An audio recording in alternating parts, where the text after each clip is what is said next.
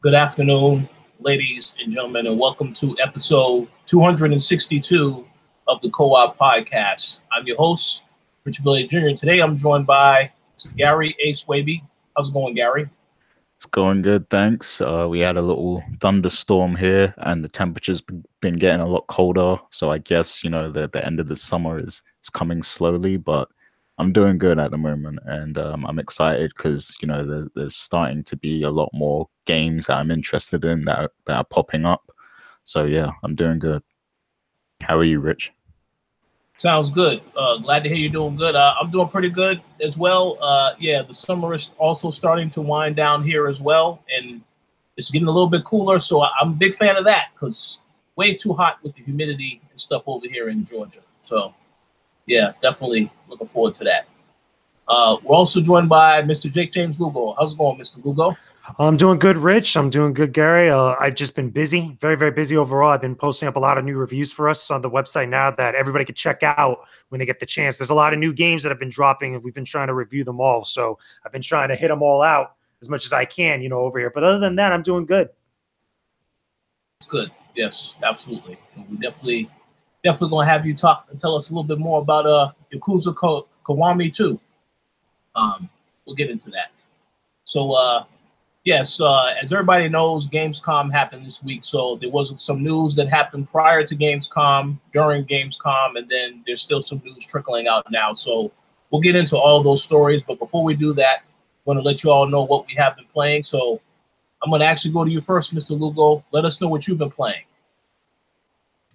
So I've been playing a lot. There's a lot of different games I've been playing over the last, I want to say, couple of weeks, for various different reasons. There's a lot of games that have been dropping on different platforms and have been all different types of genres. The big one recently within the last day or so, because the embargo just lifted for it, and it's actually not out yet here in the States. It's actually coming, I believe it's next week or the week after, is Yakuza Kiwami 2. You guys know, if you've been following the Koalition for quite some time, I've reviewed a number of the Yakuza games from Sega that I've been able to talk about. I've been able to see them at events. When we went to E3 back in June, and I believe I also saw it at PAX East, I saw Yakuza Kiwami 2, and I got to play it there before, now. But now that the game's coming out very soon, we got to review it. I gave it an 82 out of 100. I felt that was a fair score. The Yakuza games, and most of especially the more recent Yakuza games, have, they have their little quirks here and there. They have a great sense of humor. They don't take themselves too seriously, but they can be very overly dramatic. But what's interesting about this particular game, Yakuza Kiwami 2, is a remake of Yakuza 2 from the PlayStation 2. Much like Yakuza Kiwami, the original game, that was a remake of Yakuza 1, this takes the similar approach where it pretty much gives you the same type of story, albeit with a fresh coat of paint. It kind of revitalizes a lot of the stuff that game first established, but it presents it in a better way, has a better soundtrack, or at least a much more better remix soundtrack. The visuals are off the chain. It uses the Dragon engine from Yakuza 6. Now, if you guys ever got a chance to check out my review of Yakuza 6, I praised the visuals in that game, even though there were some other things that I wasn't really kind of too fond of. I criticized it in a few different instances, but it's the same thing with this one, only I feel that because of the content and the story and some of the things that you're doing in Yakuza 2, this one kind of stands out a little bit much more so than Yakuza 6. The biggest thing being obviously some of the stuff during the climax, which is not so much of a spoiler, but like you get to punch a tiger. You get into this fight with two tigers in like this big boss fight area. And there's a lot of ridiculous things that happen. And there's a lot of other stuff that happens here and there throughout the entirety of the game. But overall, it just has a fun sense of humor. It doesn't take itself too seriously. It gets really over the top while still having that same type of like J-drama or K-drama, soap opera feel to it, like the Yakuza series has always done. So definitely check it out if you're a fan of the series. If you never played Yakuza 2 back on the PlayStation 2, this is the best way to play it. It also gives a little bit of a recap from the first game and kind of has little hints and seeds that are kind of scattered throughout that lead into some of the events of later games, which I'm pretty sure we're going to get a Yakuza Kiwami 3 because Sega has been on that fix of remastering the entire series. So I'm pretty sure we're going to get the next game in the series, Yakuza 3, get the same type of treatment. Besides that, question about that. Okay, yeah, sure. Because I have a Yakuza 0 and I was playing through that on PS4, but the thing is, like, because it doesn't, like, I used to love playing games in, like, Japanese and English subtitles and stuff, but nowadays it's a lot harder because, like, my it's harder to, like, concentrate because there's so much going on around me and I have so many other things going on.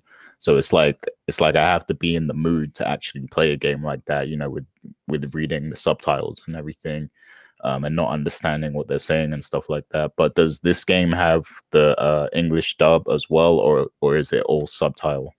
No, it's all subtitled. The Yakuza games are never dubbed. That's the one thing that I've always noticed about all the Yakuza games I've reviewed here on the site. They're never dubbed. They never have English voice acting. I think part of that is maybe to maintain that authenticity, you know, with the storytelling and just the way the characters present themselves and their mannerisms and the way that they kind of sounds. Because again, it's so overly dramatic. It has that J-drama type of feel to it. If you watch any sort of J-drama, you know, that's like on primetime television from Japan that comes here, that goes on like Netflix or Crunchyroll or something, you could see the exact same type of like handling with the storytelling in Yakuza. But in this case, you know, with some of the games, they just get really over the top. Like every little thing that you can see in this game, even down to some of the mini games, gets like this dramatic treatment that makes it feel important, even though it's really insignificant in the context of everything. It might be really stupid, but it just really commits to that, you know, taking it to an extreme. And sometimes it's fun, sometimes it's a little too much, but again, it's still authentic at the end of the day. So in that regard, I would say that, again, you still need to be kind of in the mood to play these games, like all the different Yakuza games, especially the more modern ones, the more recent ones, since Yakuza 5, Yakuza 0, Yakuza 6, Kiwami 1. A lot of those different games, you have to have time devoted to them to play through them because they are pretty long games and there's a lot to do in them. But also, I think just to kind of keep up with some of the events of the series, because even though they get into this habit of like recapping a lot of what's come before, there is still a lot that goes down and there's still a lot to keep track of as you play each subsequent game, but it's still fun to go through them all. Hopefully that answers your question, Gary. Yeah, I mean, yeah, someday I'll get to them all. It's just like, yeah, like you said, I gotta be in the mood for it, you know, because I don't want to get distracted and stuff. But yeah, sounds cool. Yeah, so besides that, and I know I'm going a little bit long because it's just I've been playing a lot of games for review. Right now, also, we have a review of Cosmic Star Heroine finally on the website. Now, one of the reasons why we got that now is for two reasons. One, we never reviewed the original game back when it first came out on PlayStation 4 and PlayStation Vita during its original release. And even though I've talked about it a few times on the co-op and a few other places, a few other shows, we never had a review for it. So not too long ago, it just came out on Nintendo Switch, and I reached out to the guys over there at Zaboid Games, and they were like, yeah, sure, you know, you guys can definitely review the game for us. They sent me the PlayStation 4 version, which is now, it's been patched and updated to match up with what they're releasing on the Nintendo Switch, or what they released on Nintendo Switch. So the game is uniform on all platforms. But if you love RPGs, especially JRPGs or classic JRPGs, I should say, you know, like Phantasy Star, Final Fantasy, Chrono Trigger, and the like, you're definitely going to get a kick out of what Cosmic Star Heroine has to offer. There's a lot of fun, interesting moments in there. Even though I did have a few criticisms about it, it's still a fun game with an interesting soundtrack and an interesting aesthetic, you know, a visual style that borrows a lot from like the Sega CD or Sega Saturn type of visuals, especially with the way that the cutscenes play out. I think that was pretty cool. And then finally, the other review that we have up now is Death's Gambit. Death's Gambit, the best way I could describe it, it's from Adult Swim Games. It's an unapologetic interpretation of what Dark Souls would be in 2D. Like, that's the best way to put it. Like, everything right down to the menus. It feels like, you know, if you just didn't know anything about it, you didn't know the name, you would swear to God that this was From Software's take on the 2D genre. And it's just, it kind of pokes fun at itself a little bit because of that. Some people might like it, but I felt like it was a little bit too unoriginal for a lot of its different aspects, even though, again, this is just a 2D interpretation of Dark Souls. It has, you know, some of the quirks that go with 2D gameplay, you know, platforming and stuff. The other thing also, I just don't think that the Dark Souls style of gameplay and the difficulty really translates too well into the 2D realm, because a lot of the stuff that in the 3D versions, like, again, just Dark Souls, Bloodborne, Neo, a lot of those different things that you would have to do in the 3D space, for example, like climbing up a ladder, in Death's Gambit, you have to hold a button to try to climb onto or grab and climb onto a ladder or any sort of ledge. And sometimes it just locks up and you just drop straight down into different pits. And there's other little things here and there that just didn't really kind of work out too well. Luckily for us, and luckily for me, you don't take fall damage, unlike in the Dark Souls series, but it's little things like that that kind of just added up throughout my time playing it. So even though I love the visuals, I think that the sprite work is awesome. There's a lot of cool animations in there and a lot of great designs for some of the different enemies and other characters you run into, much like the Souls series. There's all these other little things that I felt like just didn't kind of turn out too great, but it's not a terrible game, but it still has its issues. So those are the reviews and the games I've been playing right now that I've been reviewing. There's other games that are coming very soon. I can say that we're going to have a review of Freedom Planet on the Nintendo Switch. I'm under embargo right now, so I can't talk about my impressions of the game, but that's coming at the end of the month. We're also going to have impressions and a review of Shenmue HD 1 and 2, or Shenmue 1 and 2 HD. Look for those really soon as well. And also The Messenger on Nintendo Switch. Those are all games that we're going to have reviews on very, very soon. So that's what I've been up to. I've been a busy bug overall.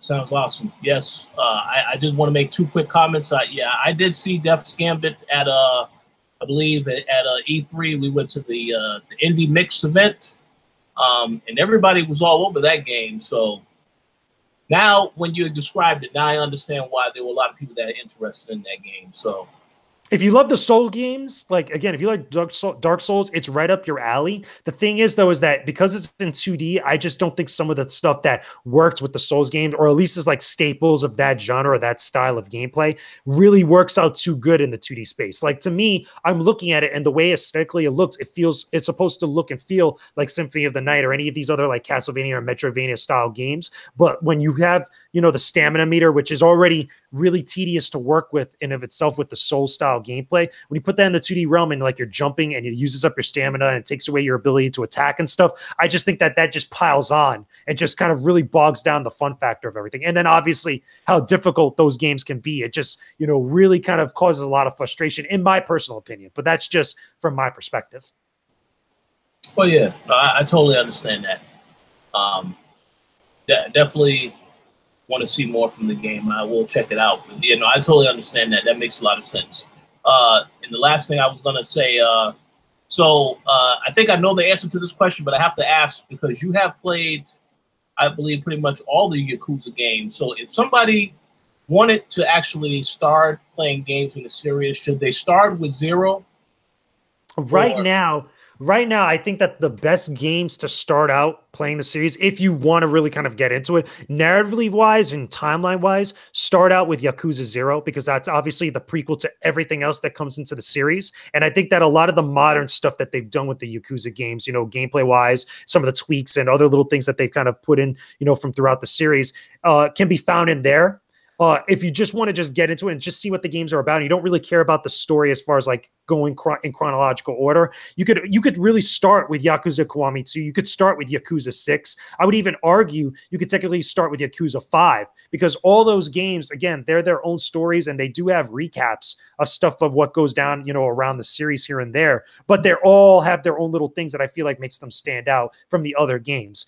The one that I think is the best one, personally, I would say either Yakuza 5 or Yakuza 0, because I think that the ridiculousness and the outlandishness of the series and the fun, cheeky humor is really kind of spotlighted in those games, while the other games tend to be a little bit much more serious in tone, not like super serious in comparison, but like a lot of the wackiness is kind of dialed down. It doesn't feel like so much like a Looney Tunes cartoon. Let me put it that way. Yeah, that's a very good explanation. I have to check that out when I have time. I don't have time to play it now, but one of these days. Yes. But yes, excellent recap. Thank you very much for letting us know all about those games. So how about you, Gary? What have you been playing? Yeah, so you already know I've been playing Overwatch. And I mean, not too much new going on with that, but I did hit platinum rank in competitive, which is a big deal for me. But also during Gamescom, they released some new stuff. So there's a new map called Busan, I believe that's how you pronounce it. It's set in South Korea, which is where the character Diva is from. And they also gave her a cinematic finally, because she's like one of the most popular characters alongside Tracer and yeah, pretty much Tracer. So yeah, that cinematic was pretty cool. It was good to kind of look into her story a little bit and understand, where she's coming from in terms of being a hero for Overwatch and stuff. So yeah, it gives some nice background to the character.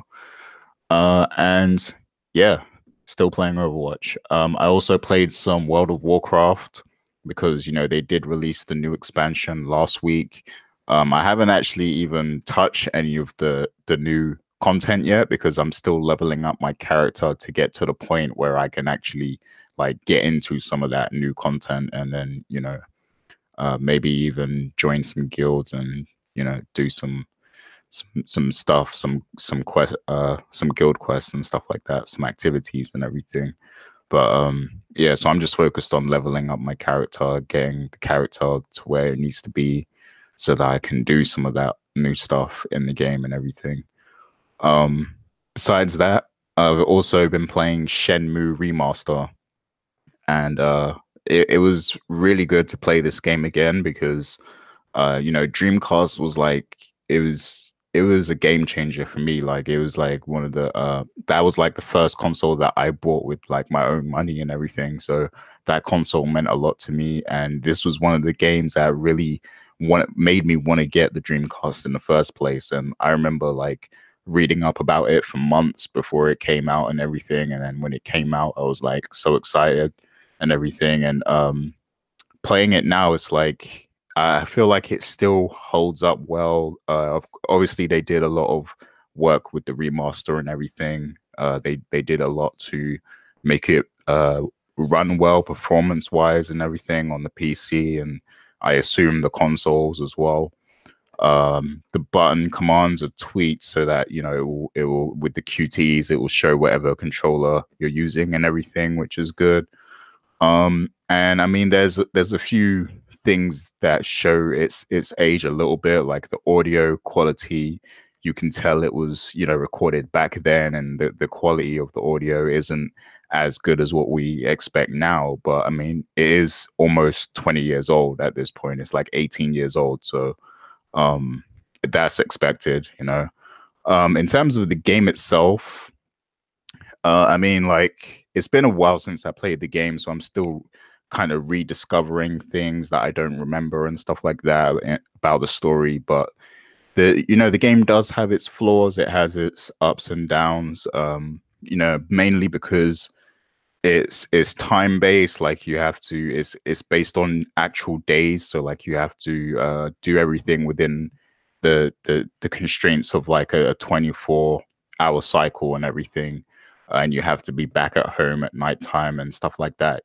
But sometimes it's like the actual quest that you have to do, like you have to talk to this person, but you can only do it at a certain time, like maybe 7 p.m. or something. And then it's like you have to kill time until then. And there's not really much to do to kill time. Like there's a few little fancy things here and there, like going to the arcade and playing Space Harrier or something.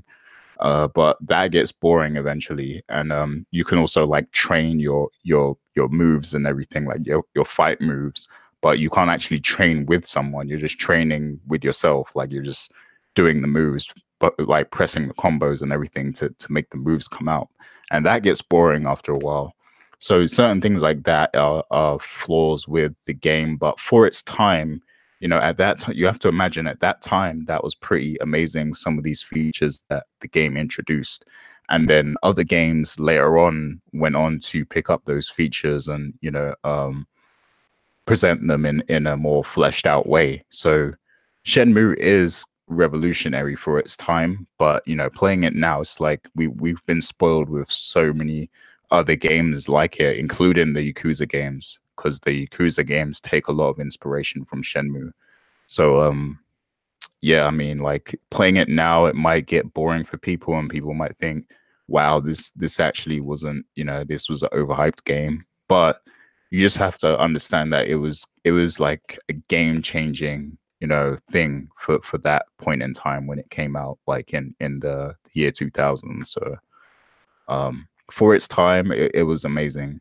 And I never actually got that far into the second game, so I'm really excited to get into that because I want to find out what actually happens in that game. So yeah, been playing that. Sounds good. I was considering picking up Shenmue 1 and 2. I have to think about that because it's going to be very busy over the next couple months. All these other games coming out, but I'll eventually get back to it, hopefully, because I really don't remember too much from when I played it originally, way back in the day. So definitely want to check it out again, but only when I have time to do so. But yeah, sounds good. As for what I've been playing, really, there's only one game that I have been playing extensively this week, and that is Strange Brigade. I will have a review for that game early next week, so stay tuned for that. But for people who just want to get an understanding as to what the game is, it is a 4-player cooperative game. You can play with your friends online or off. And basically, it is the equivalent of you playing an adventure game similar to Indiana Jones. You know, you're exploring different areas, whether it's caves, whether it's like different landscapes, jungles, mountains, villages. And you, of course, encounter loot. You know, a lot of treasures that you can collect. There's a lot of puzzles that you can also solve. And, you know, you are able to play this individually, you know, or you can play it with a friend. I have been playing some of the campaign by myself, but I did manage to play some other missions with a few other people. But the game is for what it's worth. It's a great game. You know, it's made by Rebellion. This is the same guys who made Sniper Elite. None of that stuff is in it. So, you know, you're not going to shoot a guy and then you're going to see an X-ray later of you shooting a guy and it's really graphic. You won't get any of that in this.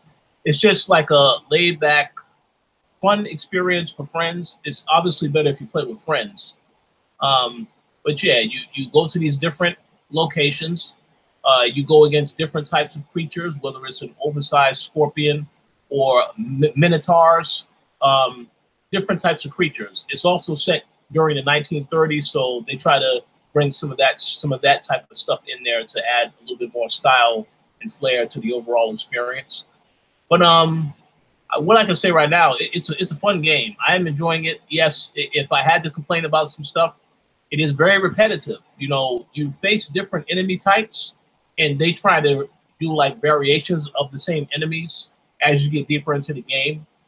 But, you know, pretty much it gets to a point where you're trying to stop the main antagonist. And in order to stop the main antagonist, you have to basically destroy these soul cages that are on pretty much every single level. So that gets a little repetitive. You know, you have those encounters where you take out the soul cages, and there's always a boss on different stages that you have to deal with. So the game is good. It's an enjoyable game. It's fun, great with friends. But the repetition is, as I said, that might annoy some people to some extent. But if you want to play a game where you just want to play a game with friends, you're not thinking too much about the story, because the story is not really, there's nothing really much to the story. It's mainly just about playing with friends. And, you know, when you do go to these lands, you can explore, do puzzles, collect loot, collect different relics, so on and so forth. You can do all of that type of stuff. But overall, it is just a great, ideal game if you want to play with friends. So I definitely will recommend it. I will have more to say about the game early next week. Because, yeah, there'll be a full review to give you guys more of my thoughts on it. But that pretty much is the extent that all I have been playing for this week. There obviously is a lot of games coming in the next couple of weeks, so I'm pretty sure we're going to have a lot to say about some of these other major titles coming soon. So stay tuned for that. But that concludes what we have been playing. So we're going to go ahead and we're going to jump right into the news topics for this week. The first topic, actually a very interesting topic coming from Miyamoto over at Nintendo. Basically, he had an interview recently, and he stated that fixed price games are preferable to free-to-play games. His exact quote, I believe, is that we're lucky to have such a giant market. So our thinking is, if we can deliver games at reasonable prices to as many people as possible, we will see big profits. So in other words, they don't want to adopt the free-to-play model. They want to focus on making great games. And also, to go along with the statement, Reggie has also released a statement of his own, and he thinks that loot boxes, they've got a bad rap, and he's compared them to baseball cards. So I guess we want to have a discussion here about what our thoughts on what Nintendo is trying to do, to focus more on making reasonably priced games instead of doing the free-to-play thing, and whether or not we think that's a good thing for the industry. So, Gary, you have any thoughts you want to share on this particular topic?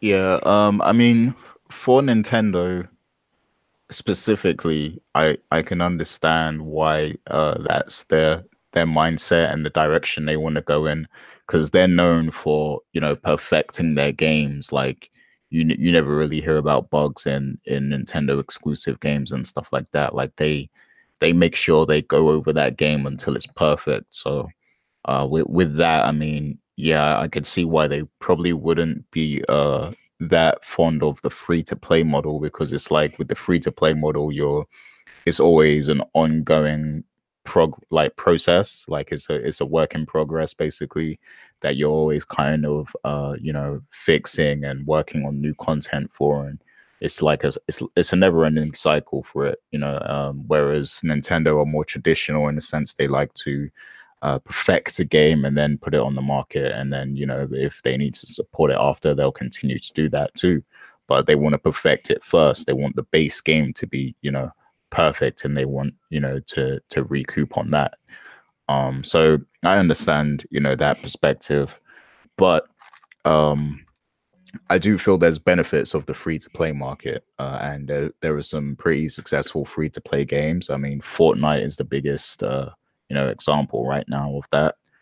And you know, there's a lot of MMOs and stuff. And yeah, I mean, there's benefits of the free to play model, and I don't think it should be shunned or looked down upon. Of course, there are companies that abuse it, and I guess that's, you know, that probably a lot of what Nintendo thinks about when they think of free to play are the ones who kind of abuse the system a little bit. Where, you know, it's free to actually download the game and get into it, but then a lot of the good content that you want to play the game for is locked behind a paywall and stuff like that. Like, you know, that always sucks. You know, that if that's what the creator is going to do, and I think that is definitely a bad practice. But for the people who do it the right way, I think free to play is great. And I think a lot of gamers do agree with that, because there are a ton of people out there who only play free to play games. Like they just play free stuff on their phone, or, you know, games that are free on PC that they can hop into and stuff, and they enjoy that. And sometimes it makes them want to spend money on the game just because, you know, it's free and they're getting so much value from it. So yeah, I mean, it depends really. I mean, for Nintendo, I could understand this is not their model. You know, obviously we're seeing more things on their system that we haven't seen previously. Like there's, you know, Fortnite's on there now, and a lot of other creators are publishing stuff on the Switch now. So we're probably going to see a lot of different things, like different service-based games and things of that nature on the Switch. So they probably have to be aware of all these things and be savvy towards it, but they don't have to actually put it into practice themselves. So yeah, Sounds good. Interesting thoughts. How about you, Mr. Lugo? Yeah, I kind of agree with Gary to an extent, and we have to understand that Nintendo could really say something like this because they're Nintendo, because their brand and their name has so much resonance with so many people, not just in this industry but outside of this industry. So they don't necessarily need to adopt any other business model that doesn't already or hasn't already worked for them over the last 30 plus years. That's just a fact. They're the oldest and the most stable, as far as, you know, was it being around for so long, company within the gaming industry. That's just another fact. I think that also they kind of have adopted a little bit of the free-to-play model because they've allowed games like Fortnite to come to their consoles on the Switch and still have that free-to-play model. You know, you don't have to buy Fortnite for $60 to play it on the Switch right now. That's just, you know, how it is. You could pay money and buy some of the stuff in game, whatever passes that they have in game for Fortnite, but you can still play it for free and still get some sort of enjoyment out of it. And you can even argue to an extent with some of their mobile titles like Super Mario Run and a couple others that they put out there. I believe also Fire Emblem on mobile devices is another example of that. So because it's Nintendo, they could say something like this and everybody would be okay with it, or at least understand their perspective on the matter. Because no matter what, when people see a Nintendo game, when people see the Nintendo brand and the logo put onto something, they're immediately going to be, or at least the majority of people are going to be quick to buy it because they know that you're getting a certain level of quality with that, or at least you're getting a certain type of product in some way presented to you in some fashion that people up to this day will still pay money for, pay good money for. You know, there's a big Nintendo fan base out there in and out of the industry. Even people that aren't entrenched in gaming still know what Nintendo is. You can't say that about a lot of other companies, especially in the games industry like that. Say for a couple, obviously like Sony with PlayStation, Microsoft with the Xbox, you know, there's brand recognition like that. But I doubt you'll be able to see a statement like that from like an EA or an Activision or any other company like that, you know, that's third party or it doesn't have the same tenure or resonance with people as Nintendo does. So again, he's at least, you know, saying some salient points. He's at least, you know, knows exactly what he's talking about. And you could even argue Reggie Fils-Aimé kind of, you know, started that conversation there, or at least, you know, he had a quote on that as well, where he compared the free-to-play model to baseball cards. And I think, you know, there are some parallels there like that. You know, it get the whole free-to-play model, with the exception of like things like Fortnite and PUBG, gets a bad rap because it can be taken advantage of so easily, or at least, you know, be interpreted to be taken advantage of so easily. I agree 100%. Yeah, I think you both made excellent points. Yeah, like you said, Nintendo always has excellent quality when they release their games. I know I did get to take a peek at the NPDs, and I see a lot of Nintendo titles are back on the NPDs for July, including Zelda. So found that to be very interesting. But yeah, people love their games when they take time to make a game of quality, and it's great. That pretty much sells it right there. I have no doubt that Smash Brothers Ultimate, their next big title for the fall, that's just going to sell like hotcakes left to right. But they don't need to really go the free to play route. So I agree. I don't really have anything else to add. Did you guys have anything else you wanted to say on this particular topic? No, I'm good. Okay, cool. All right. So we're going to move on to the next topic, and I'm pretty sure that this is a topic that is going to be very disappointing for Gary to hear. Ubisoft CEO made a statement earlier this week saying that there is currently no plan to have any Assassin's Creed game next year. They feel, you know, they like taking these breaks, you know, just to give the series a bit of a rest for a while. I know we've spoken about this in the past when they did make a statement before about there not being an Assassin's Creed, but then they went on ahead and they released, of course, last year they released Origins, and then we're getting the new Assassin's Creed Odyssey game later this year. So actually not later this year, in like 2 months. So I'm going to start with you, Gary. Do you think that this is a great announcement by Ubisoft, or do you think that this is something that was said for now and they're not going to take a long break, but that the series will make a return in perhaps 2020?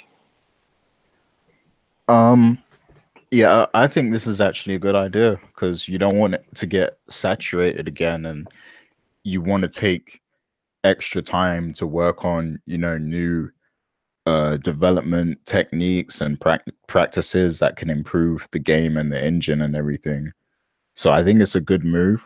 And they also said that they plan on supporting Assassin's Creed Odyssey, you know, further into 2019 as well. So they'll probably bring out like an expansion or DLC or some, you know, some form of content for that game. So I think Odyssey is going to be like a really what's the word? Like I think it's going to be a game that's going to be full of content, like full of content that you can enjoy over a long period of time, and then they're going to continue to add to that. And I think that's their plan for the game. So I think they want people to be satisfied with it for a long time, basically. And then during that time, they could also work on the next one, which we'll probably see in 2020. So I think it's good. I think they definitely should do this where they space out the Assassin's Creed games a lot more, just so we can begin to see new things with each edition. Because for a long time it was literally like the same game repeated over and over, just a different character in a different setting in a different city or whatever. But a lot of the content was like exactly the same. The mission structures were the same and all that stuff, and that got really repetitive. So yeah, I think this is the best way they should do it. I agree, and I do have some thoughts to say on it, but I'm going to go to you first, Mr. Lugo. I think I'm fine with it. And honestly, God, up until obviously I looked up some of the release schedule and stuff, I thought that Odyssey was coming out next year, but apparently it's this year, correct? Like it's toward the end of this year, right? Or is it the following? No, it's in October, right before Red Dead. So yeah, so like, I mean, again, I'm fine with that. I mean, if they take a year off and then 2020 we get whatever the next game is, or 2021, I'm totally cool with that, because we're getting one like right around the corner now. And then plus, look at all the other games we have to play coming into this fourth quarter, and then what we're going to get possibly next year on top of that. So there's already a lot that's going to be on people's plates. So I'm totally fine with that. Yeah, I agree 100%. The one thing that I would add is that I do think it is smart for Ubisoft to do this. I know that we've had discussions in the past about all the changes they made to the actual storyline within Assassin's Creed, and when they decide to kill off Desmond, and now they just have every other year it's a different location, different stuff like that. I mean, it's totally fine with that, but yeah, the complaint we had is that they needed to space this stuff out, because even with this game coming out this year, I was not expecting this game to come out this soon, especially when they had Origins out last year. So the break is needed, and I think it's great. It will allow other titles. I know there's another title that people wanted to get announced at E3 that wasn't, and that's the Splinter Cell game. Perhaps that's the game that comes out next year instead. I know the Division 2 will definitely be out next year, and they'll probably have a couple other surprises. But yeah, a year without Assassin's Creed is great. And one thing I will say in regards to this particular game, Odyssey, so many things they changed about this game to have the dialogue conversations. It feels like it's more like an RPG. So, and I think a lot of people, if they didn't get a chance to play it, because I did get a chance to play it at E3, they're going to really be blown away by this. And they actually may say after this, well, every Assassin's Creed game should be like this. Because the choices, they are supposed to matter. Now, I don't know if they matter, because when I played, I didn't really get to see any consequences in the actual demo that I was playing, but the choices do matter. And you can do a lot of different things, in this particular game. So I'm curious to see how that system plays out in the final build. But if it is successful, I'm pretty sure a lot of fans will respond very positively to this, and that they may have to consider making this a regular thing moving forward for the series. So I think it is a wise decision to not have an Assassin's Creed every year. So I applaud that move by Ubisoft. Yeah, that's all I was going to add on that topic. Any other thoughts before we move on to the next topic? Yeah, just give us a Watch Dogs 3 at some point. Oh yeah, you enjoyed Watch Dogs 2, right? Yeah. I mean, I haven't played a lot of it, I have to admit, but I do like the premise of the games, and it's a game I do want to actually go back to at some point. But yeah, I like those games, and I like the general concept and idea of them. And Watch Dogs 2 was way better than the first game, so yeah. Yeah, I believe that. Yeah, it definitely looked a hell of a lot better. So I still need to play that. I have no idea when I will have the time to play it, but we'll see. Okay, let's move on to the next topic, and this is, we're going to be getting into Gamescom here soon. One major announcement that was made at the very start of Gamescom was that we finally got an official release date for Shenmue 3. I believe it is August 27th, 2019. So I know that we saw Shenmue. Well, actually, I'm going to go to you first, Mr. Google, because you was at the PlayStation where they announced Shenmue 3, and everybody went crazy. So what are your thoughts on the fact that we finally have a release date now? Wow, it's taken a while. Let me put it that way, because I was in that. You're right. I was in that audience. I actually got on the highlight reel for PlayStation that year for their E3 conference. The spot that they showed me and a couple of my colleagues that was there was actually during the Final Fantasy VII remake reveal. But that was also the same year that they also revealed that Shenmue 3 was actually real and a thing that was being done. It's kind of funny enough that they announced it way early, and now we're actually going to get to that point that we may have a release date, which I don't even think they're really going to hit that release date, to be totally honest with you, because, of obvious reasons. But again, it's cool. Let's see if they actually make it. Let's see how this game actually is. Now, funny enough, I'm curious to know by the time this game comes out, if people are really going to resonate with it as much, or if it's going to have a lot of different things that we've seen kind of, over the years, or is it still going to be the same notes and beats as Shenmue 1 and 2? Because remember, we just got Shenmue 1 and 2 HD right now, and people have various different opinions about it, and I'm going to have my opinion about it when we get the review out very soon. But our audiences and gamers in general now today really going to care about that game because it's the third game in a series. It made the basis for a lot of games like Yakuza, since it is a Sega property. A lot of the stuff that you see in Yakuza came from Shenmue in some form or fashion. It's very primitive in Shenmue compared to what it ended up being in Yakuza. But also, is there going to be a lot of changes made for that franchise, for that series, now that there's been so many advancements in gaming today?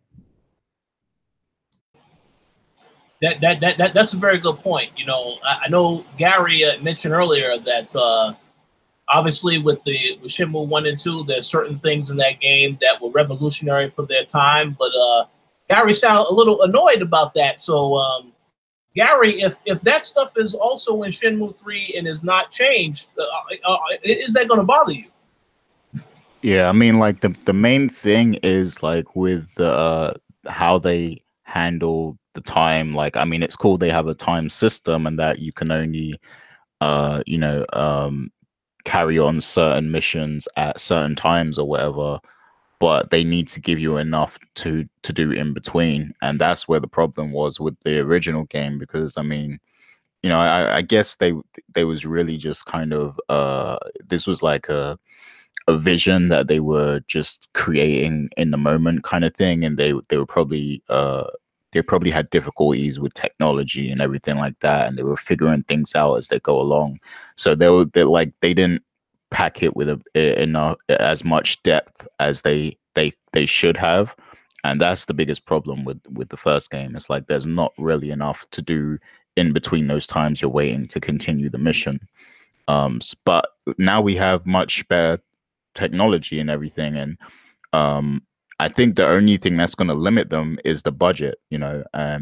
I mean, they have a few million. I'm not sure of the actual figure because I know Sony gave them some money too, so I'm not sure on the actual figure they have for the development. But I would assume that they'd be able to, pack in much more content and much more things for you to do between missions, and that's really all we could ask.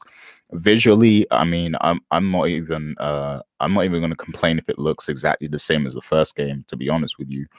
I just want the continuation of the game because we've been waiting for this for so long. But yeah, just give us much more content and much more to do in the game.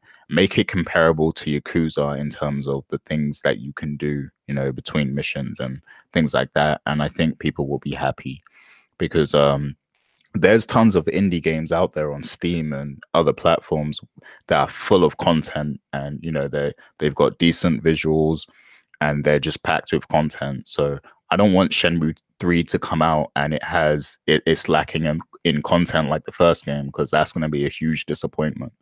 So as long as it's got way more content than the original games, then that's a success. And if it runs perfectly and stuff.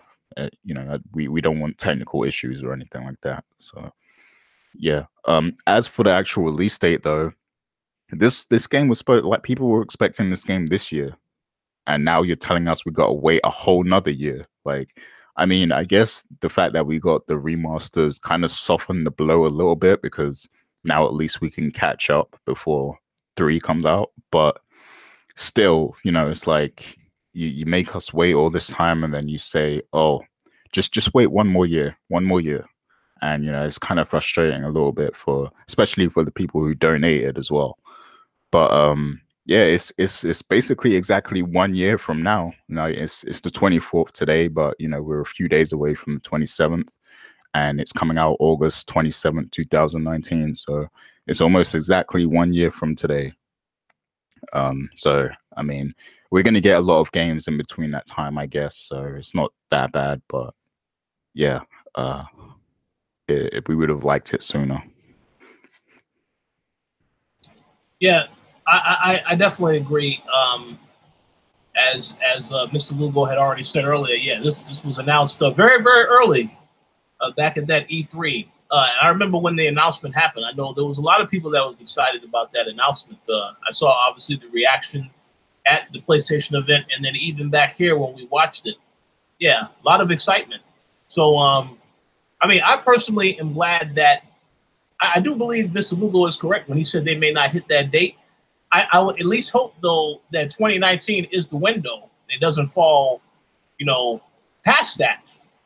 But yeah, 2019, I would think, because, I mean, I don't really know when we're going to get a PlayStation 5 or the next Xbox. So this may be one of those games where it's coming towards the tail end of the console life cycle, which makes me wonder if it's going to be cross-compatible with the next console. But that's another conversation for another day. But I am glad that at least we do know that they are intending to release it next August. Because that definitely helps me, because that will give me more than enough time to get the you know, the collection and play through the game once again, and then be ready for this game. So I don't have a problem with that. And I also will say that I do agree with what you said, Gary. There are a lot of games coming out before this game comes out. So without knowing what fall 2019 looks like, or even the summer and getting into this time, I would say, okay, this is great, because there's a lot of stuff coming this fall and in early 2019, which we're going to get into here shortly. So glad that they've at least given people some type of date to look forward to, and we'll see if they hit that date, but it's all to be determined at this point. So we'll see. Hey, at least they'll be releasing before Star Citizen. I thought Star Citizen was out. Is that still in early access, or what's the deal with that?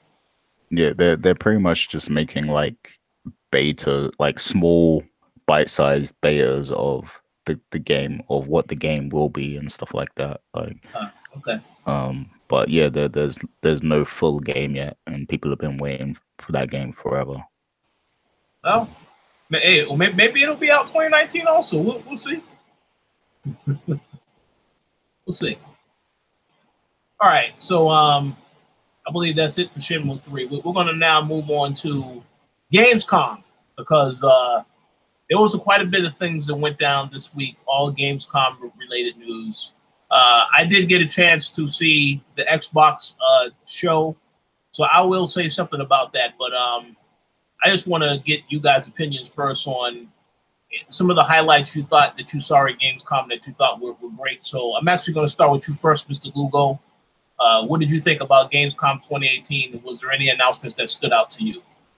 The funny thing about this is that a lot of other people I've noticed, because I followed a lot of the news that was coming out of Gamescom from various different sources, not just the places that were there reporting on stuff, but I even got like some of the hot takes from various different people in the industry, you know, just to kind of gauge what the opinions were. And a lot of people really didn't give a damn about Gamescom in hindsight. Like, there were some announcements, you know, cool announcements and cool reveals, but like compared to the energy that you get from a lot of other shows like E3 and PSX and stuff, it was rather low for Gamescom stuff compared to last year or the year before, at least from what I saw. Even though we got some cool announcements, again, we got dates, or at least, you know, ideas and more reveals of Devil May Cry 5. We got more stuff on Life is Strange 2, like right before Gamescom. We got some more footage and I think more details about Cyberpunk 2077. Like, you know, just a whole bunch of different things. Like there was a lot of different stuff, and I thought it was cool, but the energy was rather low for Gamescom from what I've been seeing. Well, I must say that this is horrible news, because I was strongly thinking, you know, maybe I need to try to go to Gamescom next year. But to know that it got that kind of reaction, that's not good to hear. And you know what I think it is, Rich? I think it's here for us in the States, because I'm pretty sure they're going wild in Europe and Asia about Gamescom, because obviously the show's out there, and I think also different audiences. But just maybe right now, because of the time frame, I think a lot of people are also hyped with some of the big releases. They're going to come out very soon in the next like month or so. That could also have something to do with it. There's a lot of different factors, but compared to last year, I'm noticing that the energy is rather low for Gamescom. I totally understand that. I know one thing about Gamescom is that there was a lot of games that were playable for the first time there. I believe that they say Devil May Cry was playable there, right? They had like a demo for it. I'm not sure. I don't know. I know that we got a gameplay reveal. I know that that's what people were talking about, but I don't remember if it was actually playable on the floor.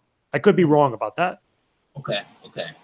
Yeah, I know pretty much every year that they do have some games that are playable at Gamescom that are playable at E3. So, but I understand there's a lot of different varying opinions on the show. So, yeah, we'll see. Now, I want to go to you next, Gary, because you made a joke saying that the only thing you were looking forward to with Gamescom was the Overwatch announcement. So, in hindsight, is that truly the only thing that excited you about Gamescom, or did any of the other news interest you? It was pretty much just that, and I mean there was something else, but I'll get to that. But first of all, I just want to say, like, with Gamescom, it's one of those events that you really, I think you have to be at Gamescom to get the most out of it. Because like with E3, it's like the biggest media event in gaming every single year, and it's like you can enjoy watching E3 even if you're not there, just because the level of announcements that come out from it, you know, is entertaining to watch. And everyone who's a serious gamer is going to be paying attention at that point, because that's where all the stuff is going to come out, you know. But with Gamescom, it's like it's more of a show you need to be at. Like, sure, there's going to be conferences and stuff like that, and they're going to but the scale of the announcements are going to be much smaller than what you would get at E3. Let's put it that way.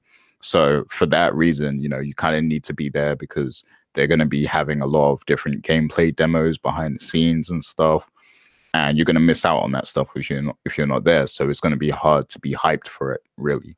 So that's why, you know, that not as many people are hyped online and stuff like that for Gamescom. And the scale of the announcements were much smaller than, you know, what we get at E3. So I think that's why there's kind of a lack of enthusiasm, especially on my part, because I was at work when a lot of this stuff was going on anyway. So I was just like, okay, cool, whatever. I was just watching the group chat and everything, seeing what people were talking about on Twitter and stuff. And I was like, okay, cool, a new trailer, cool. I'll watch that at some point, I guess. You know, that was pretty much my enthusiasm throughout the week for Gamescom. But two things stood out to me. Of course, the Overwatch stuff, which I've already kind of talked about. But, you know, that was the only thing I was kind of interested in, because I had prior knowledge of what it might be. And then the NVIDIA stuff as well, because they announced a new line of graphics cards.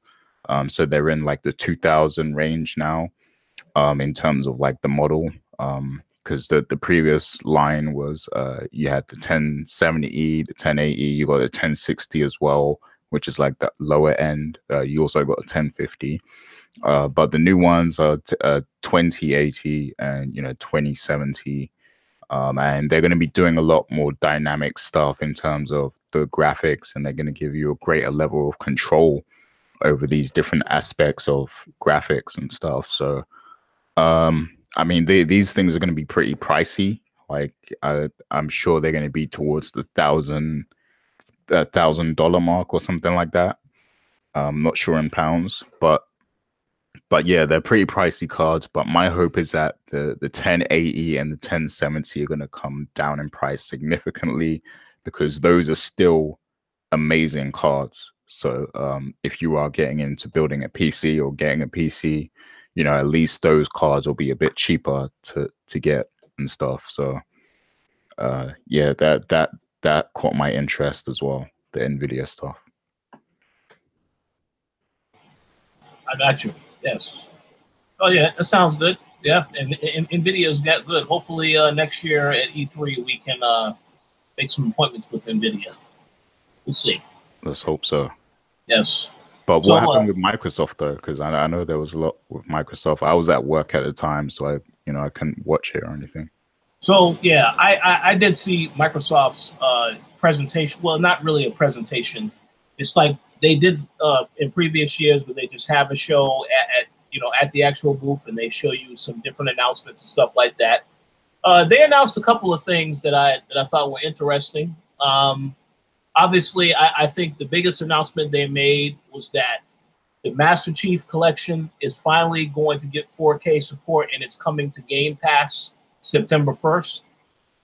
And I think that announcement by itself was a pretty big deal. You know, I was one of the people that picked up Master Chief Collection when it launched several years ago. And then, of course, as you know, the history with that game, it was a lot of issues that had to be fixed, whether it was the online matchmaking issues or there was just other issues, technical side that had to be fixed.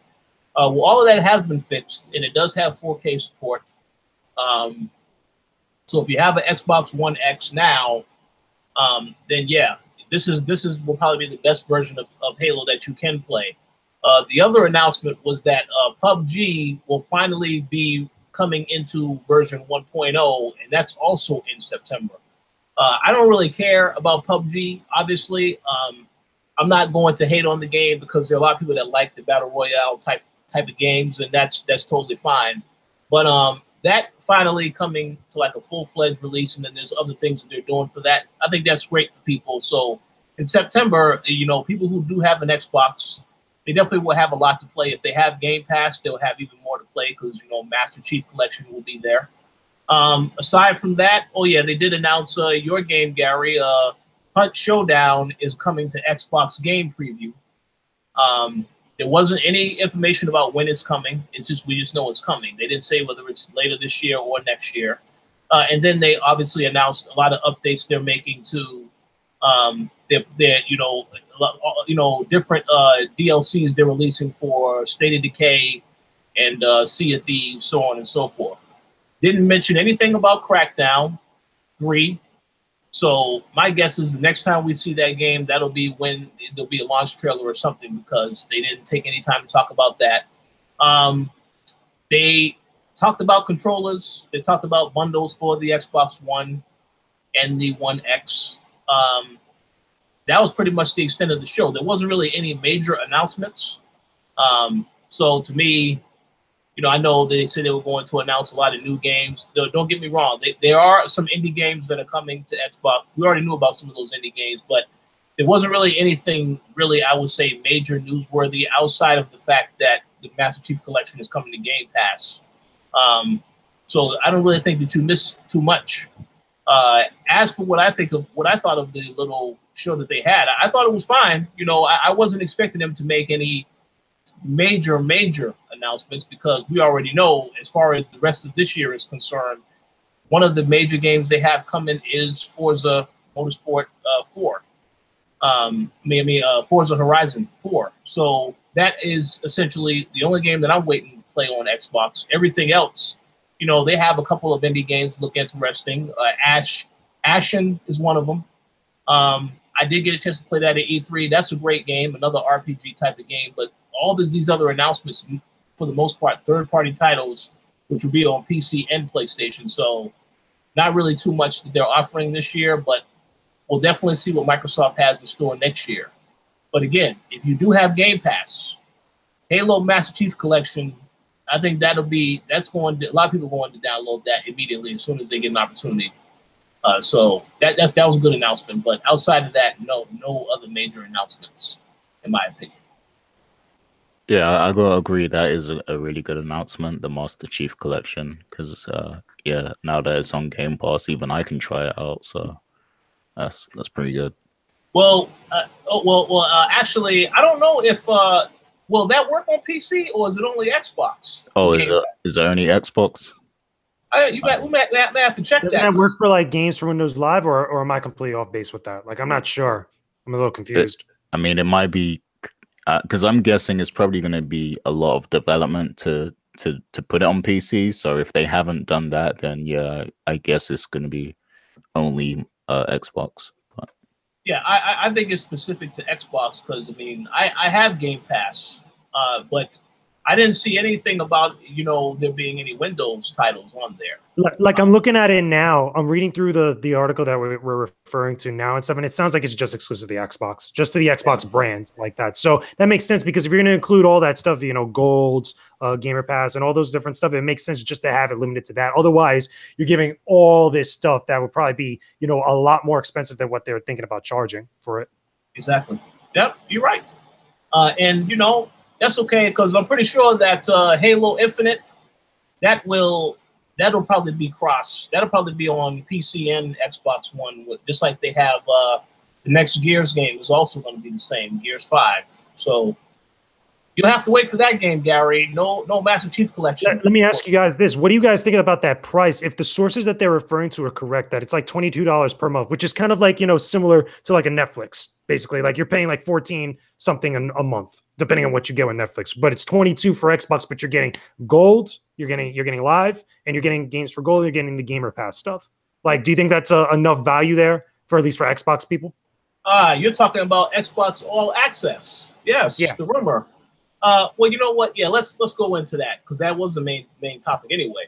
I personally think, yeah, you're getting a lot of value for the price, but it's I guess they use the example of if somebody wants to buy like a new iPhone, it's basically you pay a certain price per month, a lower price, and then over time you pay it off.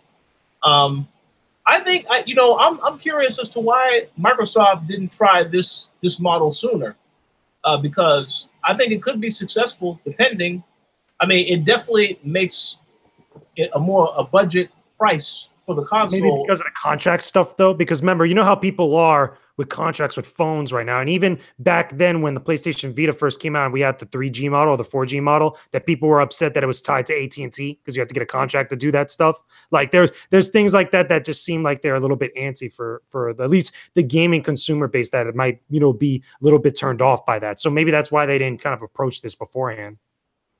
That's a good point. I think there's creative ways they can get around that though to kind of trick the consumer into not really knowing they're signing the contract. Like it could just be like a little online form that you fill out and you're not really aware that you're signing a contract. You're just filling out the form to get the product and get the subscription, but you're also like ticking the boxes to say, yes, I understand this and this and this. And then that's it. You're locked in, I think it is as simple as that. You use the word trick though, Gary. So that's a dangerous word to use with Microsoft. Yeah, I mean, like it's the things companies do. I mean, not just Microsoft, but a lot of companies do that. Like you could be filling in a form or something online to get something, and you don't really know that you're really filling in a contract at that point. Yeah, you might not think you are, but you really are. So. Well, I mean, yeah, no, you're right about that. I think you both make excellent points. I personally don't think it's a bad thing.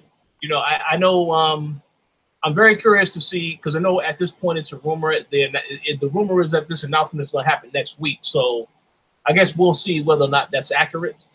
But I think if there was somebody that wanted to get an Xbox One X and they don't have $500 to buy the Xbox One X, this isn't a bad thing, because again, you need Xbox Live for the majority of the games that you want to play. Game Pass is still a great service. I would make the argument that they do have instances where there are certain titles that come on Game Pass, they're only on there for a limited amount of time, which if you don't get them at that particular time, then you're out of luck. That's not good, but still, it's a good value that you'll be getting all of that for that price, and you're only paying it on a monthly basis. Now, again, it all depends if people have the money for that, because I do know that a lot of people, you already have subscriptions that you pay for. Maybe say you pay for Spotify Premium or Netflix. then that stuff can add up over time if you're adding another subscription to that. So it all depends. But I don't have an issue with this particular idea. I'm curious to see if Microsoft does it and if it proves to be successful. The one thing that I will say, though, is if they do this, I would hope that they do it at a time where there actually is a lot of software that's either coming to Xbox or coming to Game Pass. Like I said earlier with Forza Horizon 4, if they did this program and in October someone picks it up and they can get access to Forza Horizon 4, that's great. And then of course, because you got to also consider that there are going to be a ton of other games that are coming out that aren't necessarily going to be available unless you buy those games. So you still would have to pay money for some of these other games like Fallout 76, Red Dead Redemption 2. You got to buy these games separate from the actual subscription. So that's something that people will have to consider. But that's why I was saying, if it was an instance where Microsoft was releasing a lot more titles on Game Pass, like say they decided we're going to release Gears 5 this year in November, we're going to release Halo in December, then I could say, oh yeah, well that's great. So if someone, you know, has a subscription to this service, they pay maybe $22 a month. When we get to about the third month, they would have access to 3 games that are exclusive to Xbox and Windows 10. That would be a great value. But again, the only game we know they got coming this fall that is on Game Pass is, of course, I did mention Halo, but also that and the Forza. So I don't really know if everybody really is going to care about Forza like that. But still, I say I'm curious to see how this thing works. I don't think it's a bad idea. I'm just curious to see how it's actually going to work, whether or not people are actually going to sign up for this service. Yeah.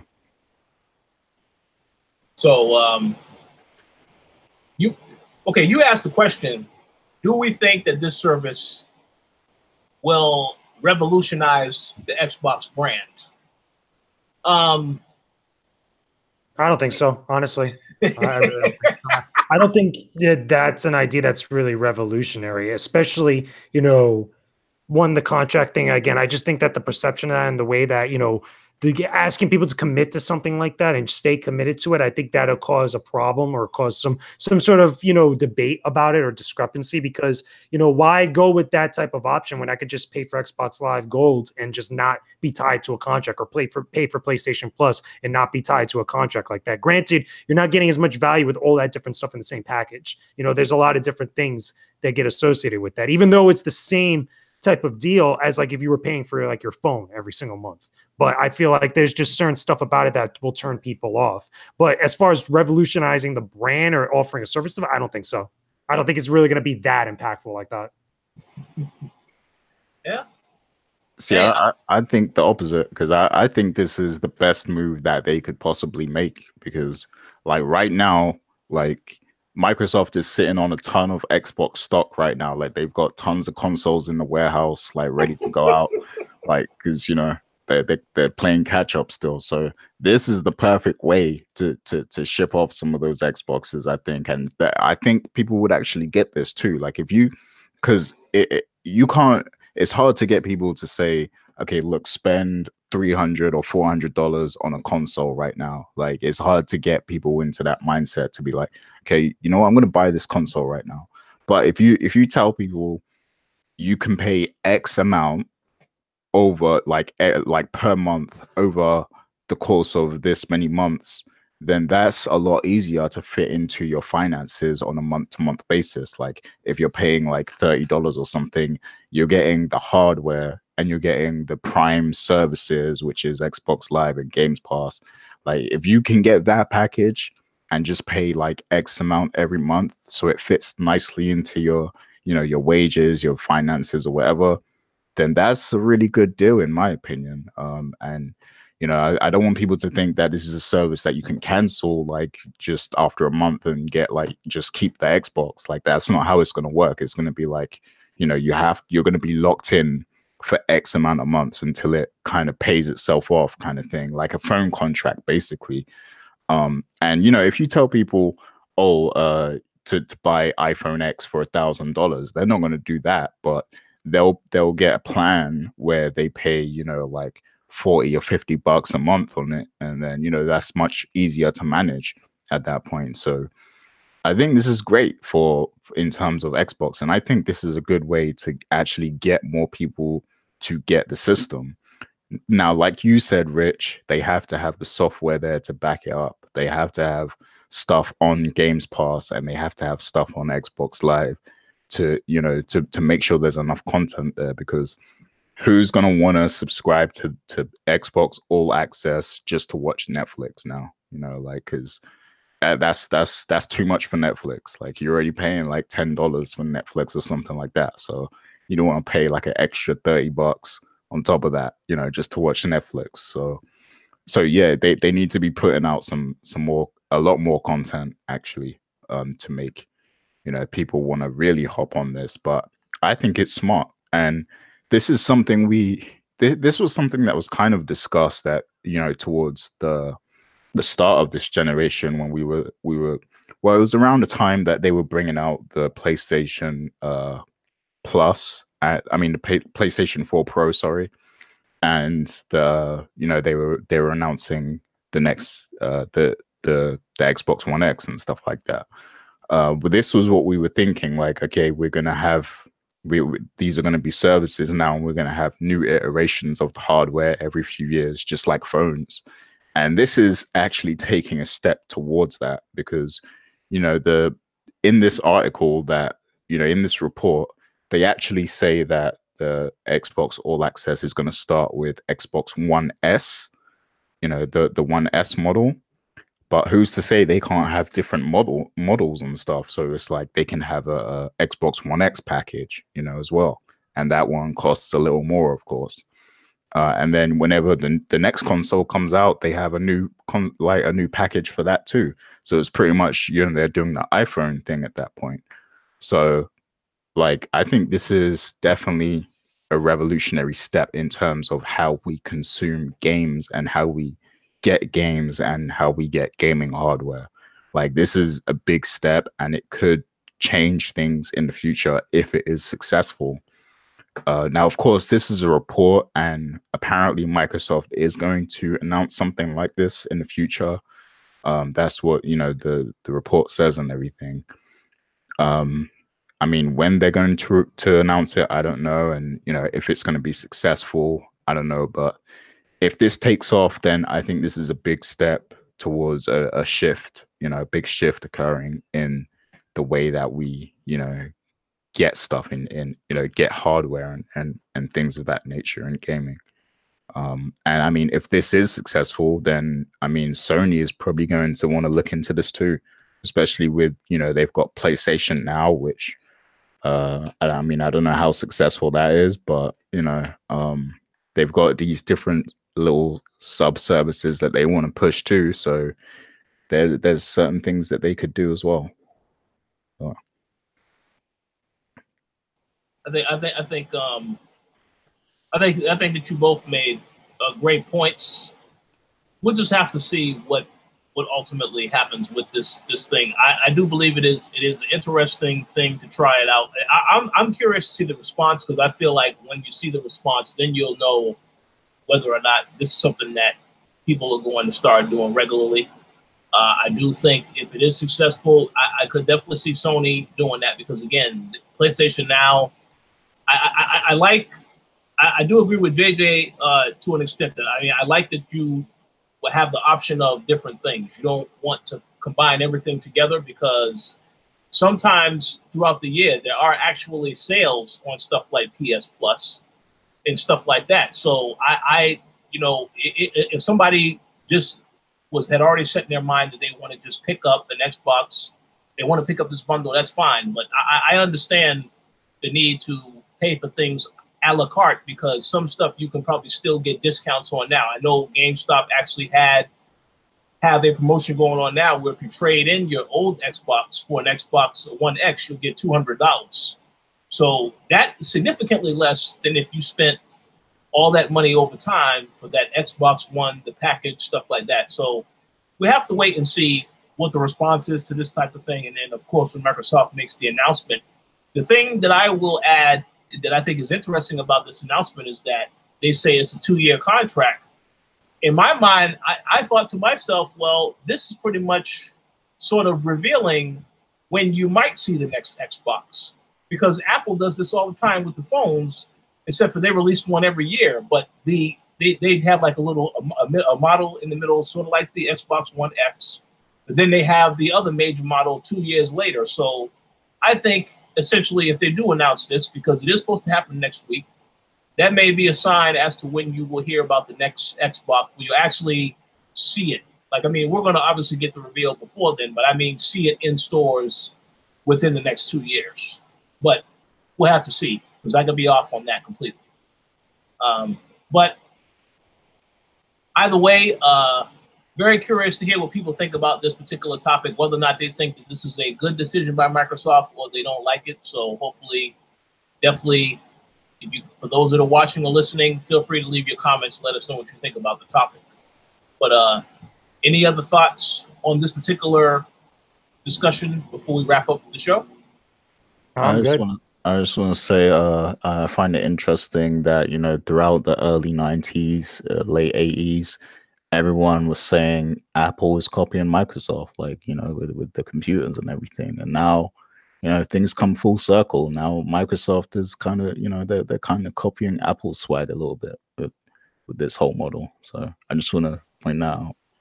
Well, and to end off that, I would add that Microsoft, you could say that they're copying Apple, but in my opinion, Microsoft does a lot of things better than Apple right now in terms of their computers, in terms of their tablets. They are blowing Apple out the water. So Apple need to go back to the drawing board. That's for certain. But yeah, so I believe that concludes our show for today. Do you guys have any final shout outs that you want to give? I want to go to you first, Mr. Lugo. Just shout out to everybody that's been checking out all the reviews that have been going up lately, all the op-eds. I know I've been posting up a lot of op-eds lately of different stuff that I've been writing, and thank you guys for at least checking it out, sharing it around, you know, leaving some comments when you can. I appreciate it.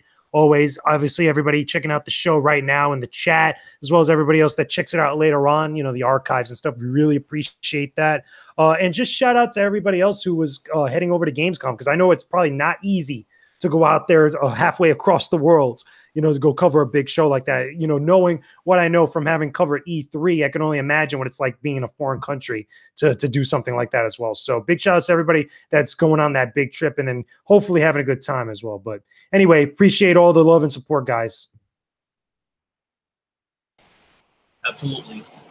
Yes. And I want to give a shout out to the people, the fans continuing to support these podcasts as well as the content on the website.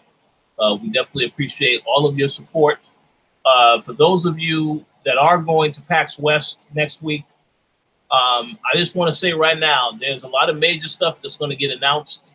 I will speak about this stuff next week because I do know some stuff, but I can't say anything. But I will just say, definitely pay attention to the internet early next week. That's all I'm going to say. But if you're going to PAX West, you'll have an awesome time. There's going to be a ton of games there that you want to get your hands on. Definitely do so. And as for what we're working on, we have quite a bit of things coming next week. As I already mentioned earlier in this show, Strange Brigade review is coming from me. I know JJ is working on several different reviews. We have a lot of things coming. September is a very big month for us as well. A lot of things coming back on TV, so on and so forth. So stay tuned for all of that because we're getting ready for that now. But until then, I thank you all for continually supporting us. And I hope you all have a great weekend. And Gary, the floor is now yours for shout outs. Yep. So as usual, I want to give a big shout outs to all of our Patreon supporters: M. Collins, Mauricio Aguilar, Himdil, Fergus Mills, Miguel, and Antonio Rogers. Big shout outs to all of those guys, and we thank you all for your continued support. And shout outs to Big Daddy, who joined us in the chat today as well. And shout outs to everyone who's going to listen to the show after, you know, the live broadcast and everything. Definitely leave your comments because we want to know what you guys think of some of these topics. And that's about it. Absolutely. So once again, thank you all for your continued support, and we will talk to you all next week.